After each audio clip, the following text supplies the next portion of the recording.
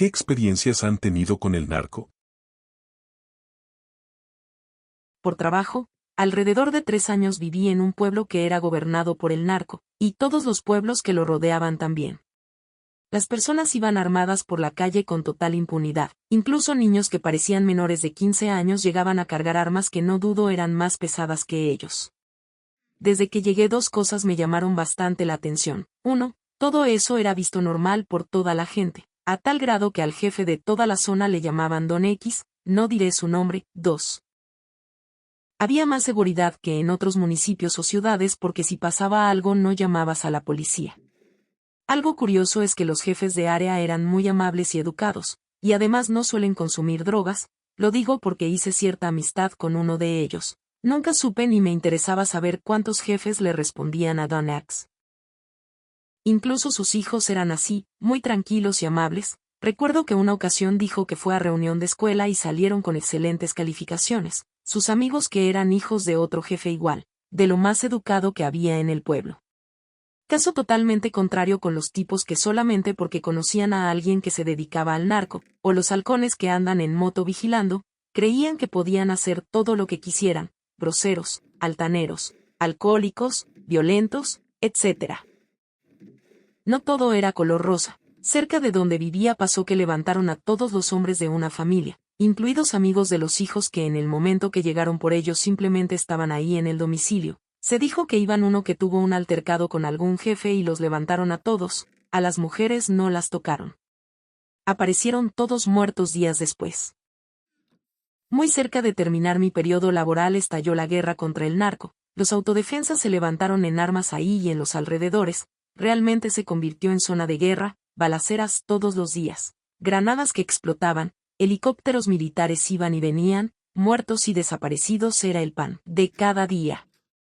Mi amigo tuvo que irse del pueblo con toda su familia, su casa fue saqueada y quemada, solamente supe que estaba en una ciudad importante, después de eso ya no sé qué fue de ellos. Último dato, antes de irme del pueblo, platiqué con uno de los autodefensas, tenía confianza con él, y me mostró fotos y videos de lo hacían ellos y lo que les quitaron a los narcos, armas, drogas, dinero, casas, todo. Se me quedó grabado que le pregunté por qué se levantaron en armas si ellos estaban haciendo lo mismo que los narcos. Su respuesta fue para quitarles el poder y el dinero manejarlo ellos. Cuando me mudé a Guadalajara y vivía por el Hotel Riu, en una de esas calles perpendiculares a la de Inglaterra. Había salido como a las 4 de la mañana del Bar de las Américas y la verdad es que sí. Estaba drogado con LSD. Ya casi llegaba a casa, sobre Inglaterra nada más faltaba voltear y caminar unos metros a la entrada de mi casa. En eso llegan como 5 beyes con armas y me ponen contra una reja y varios me apuntan. Al final solo me preguntaron que a dónde iba y que qué andaba haciendo ahí a esa hora. Creo vieron mis pupilas dilatadísimas y el verdadero terror en ellos cuando les expliqué que me dejaran ir y que estaba a unos metros de mi casa cuando decidieron soltarme. No recuerdo mucho ni las caras o más cualidades, pero sí me percaté que ninguno tenía uniforme para que fueran algún tipo de fuerza del Estado. Como suelen decir. Militares con tenis. En alguna ocasión le pidieron poner en servicio a la empresa donde trabaje una acometida eléctrica en una zona remota de la Sierra de Chihuahua. Viajamos con un técnico proveniente de la Ciudad de México, que era quien había vendido algunos equipos para esas zonas y fue nuestro guía para llegar a ese lugar remoto en Chihuahua, desde Jalisco, durmiendo en Los Mochis y de ahí continuar con nuestro recorrido partiendo en la madrugada hasta la mitad de la sierra. Llegamos a esa zona alrededor de las 10 de la mañana, ya había gente ahí trabajando, instalando el equipo para la electrificación. El personal de la compañía que estaba ahí con nosotros apoyándonos venía desde el extremo contrario, del municipio de Cuauhtémoc, y entre pláticas, nos comentó que era mejor terminar temprano para evitar salir de noche en la sierra, en el 2011, y supongo que aún hoy, esa zona solo. Contaba con caminos de terracería, sin iluminación y se requería de vehículos 4x4 para llegar ahí por lo accidentado del camino en muchas partes. Ahí, en ese lugar tan lejano y a mitad de la sierra de Chihuahua había mansiones, casas de campo con jardines enormes y con auténticas murallas de piedra, además de que se alcanzaban a notar algunas casetas de vigilancia repartidas a lo largo de los perímetros de aquellos muros. Tardé un rato en comprender que el servicio contratado era para narcos de esa zona. Si eran dirigentes o solo gente de medio pelo, no me importaba realmente, tan solo terminar lo más pronto posible para no quedarnos la noche ahí. Afortunadamente, concluimos sin problema nuestros trabajos y emprendimos el regreso después de las 3 de la tarde. Aún puedo recordar el paisaje, los riachuelos, los caminos de piedra y tierra suelta que nos llevaron a ese lugar de Chihuahua. Casi cuando ya estábamos en el último tramo de bajada para la carretera a Los Mochis por el mismo camino de donde nosotros veníamos, nos topamos con un convoy de camionetas tipo van con vidrios polarizados, sin logo ni placas y con unas antenas de comunicación montadas en algunas de ellas. Nos rebasaron y se internaron en la sierra mientras nosotros seguimos nuestro recorrido. Supongo que eran algún grupo de patrullaje que iba hacia la zona de donde nosotros veníamos. Contrastaba el hecho de que esos eran vehículos de modelo reciente y al parecer lujosos, de aquellos años contra la pobreza de algunas de las comunidades que nos encontramos durante nuestro recorrido. De que si esa gente en esa parte de la sierra era mañosa, lo confirmé meses después, cuando por pláticas con colegas me comentaron que en efecto, no era la primera vez que se pedían ese tipo de trabajos para electrificación, instalar internet o algún servicio en comunidades de ese tipo.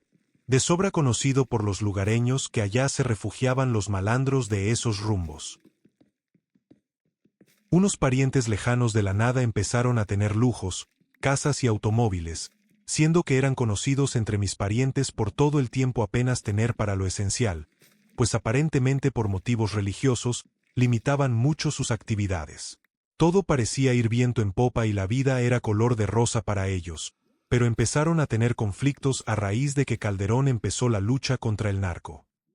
Recuerdo vivían en Monterrey y de la noche a la mañana huyeron en una ocasión, dejando su casa y todo lo que tenían para esconderse en el estado de Coahuila, a raíz de que les dieron el pitazo de que el ejército tenía identificadas las viviendas de presuntos colaboradores del crimen organizado. Obviamente no fueron lo suficientemente listos para al menos vivir de manera discreta y desapercibida. Siguieron con su estilo de vida extravagante. Tiempo después, cuando llegaron los ZS, empezaron a deshacerse de la competencia y obviamente ya los tenían ubicados, por lo que una noche llegaron a balear su casa. A duras penas escaparon, lo lograron gracias a que el terreno de la casa era grande y se subieron a un automóvil que tenían cerca de un portón de servicio. Huyeron y no pararon hasta cruzar la frontera. De allí se refugiaron por un tiempo en Oklahoma con otros parientes. Hasta la fecha no han vuelto a México. Hace unos años un amigo tenía un carrito de hot dogs en el norte de Sinaloa, son muy populares acá. Yo me la llevaba en su puesto los fines de semana con otros compás, un sábado cualquiera llega una moto con dos beyes, uno se baja a pedir y el otro lo esperaba, piden 4 para llevar y se van diciendo que ahorita regresan. Nada raro hasta aquí, llegan como dicen y mi amigo ya tenía listo el pedido, se baja el que iba atrás de la moto y con toda naturaleza agarra la bolsa, se sube y se van. Mi amigo se me quedó viendo y me dice no pagaron y yo, chale, venta perdida. A la mañana siguiente nos enteramos que esos beyes se fueron a la casa de uno de ellos y ahí mismo terminando de cenar los levantaron porque andabas de malillas con los negocios locales, se creían imparables por tener puesto. Pero esas ondas no van con el narco, por lo menos acá. Para mi compa fue muy surrealista porque él fue el que les dio la última cena. Por ahí de 2008 a 2012, cuando se puso pesadísima la cosa en el puerto de Veracruz, me tocó vivir algunas aventuras. Una prima de rancho se dejó cortejar por un compa que, se rumoraba, andaba en eso. El compa quedó dolido porque mi prima no le dio entrada. Un 15 de septiembre llegó como con 5 camionetas llenas de gente y armas a buscarla a la fiesta familiar, pedo y llorando porque quería verla para despedirse, porque se iba a casar. Un primo y yo que nos tratábamos bien con él, tuvimos que salir a hablar con él a consolarlo y convencerlo de que mi prima no valía la pena, y que no tenía que ponerse así por ninguna vieja, bla bla. El compa se calmó, se fue y se llevó a su gente. Ahora es amigo de la familia y padre de 2 alimañas. A un primo que era taxista le ofrecieron prestar sus servicios como halcón y transporte de garrafas de huachicol. Como se negó, lo levantaron. Nunca apareció. su papá, mi tío.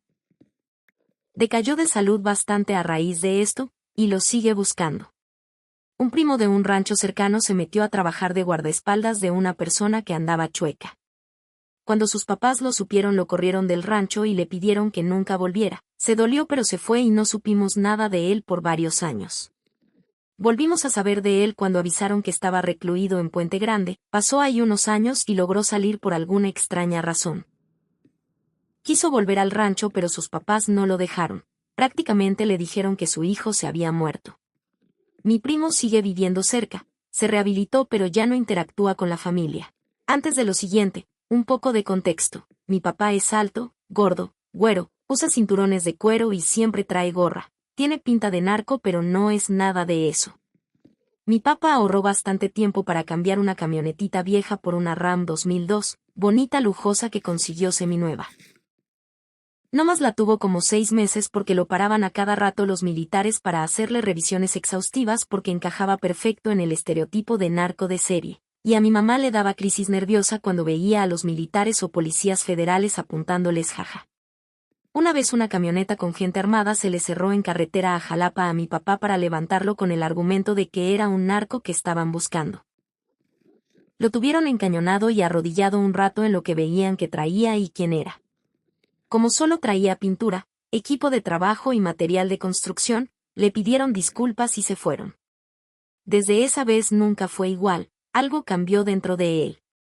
Una vez conseguimos un trabajo de mantenimiento a una casa de zona rica de la ciudad, pero pidieron no facturar y evitar entrar a una habitación.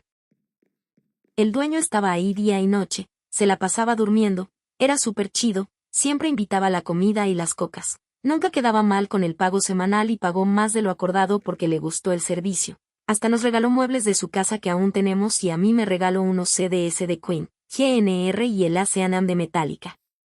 Al vato lo mató la policía en una balacera, cuando vimos fotos en las noticias lo reconocimos. La casa en la que trabajamos fue confiscada.